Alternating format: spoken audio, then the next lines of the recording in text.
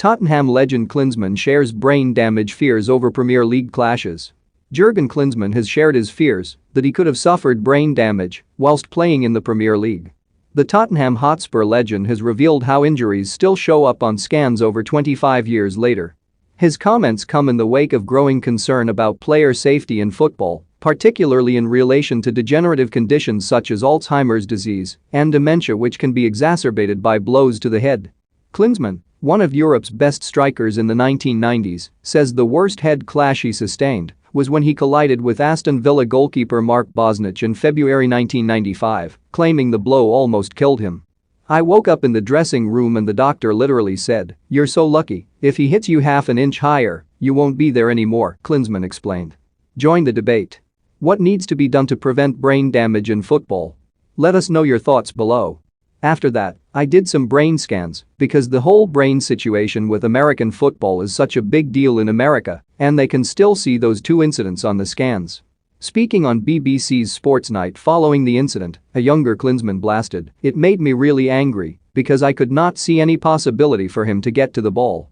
He left the 18-yard box and, knowing he could no longer use his hands, I think he took the risk to hurt me, to foul me. I think I was just lucky that nothing really bad happened to me. I guess it was really difficult for the referee to see the whole situation.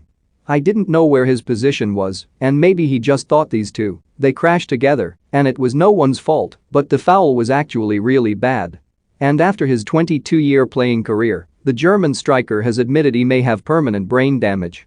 Klinsmann, who scored 38 times during two separate season-long spells at White Hart Lane during the 90s, reckons the first of two brutal experiences was being wiped out by ex-England international Day Walker on his debut for Spurs.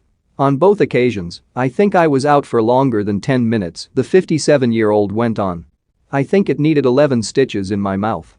I woke up in the dressing room, and the stitches were already done. It was a long concussion." Klinsmann is now away from the action in the dugout, last managing Hertha Berlin in 2020 and most recently linked with the vacant Poland job. That followed 5 years in charge of the United States national team, where he led the Stars and Stripes to the 2014 World Cup in Brazil. Klinsmann's first post was the almightily task of leading a struggling Germany from 2004 to 2006, with Die Mannschaft finishing third at their self-hosted World Cup. He would step down after the tournament with a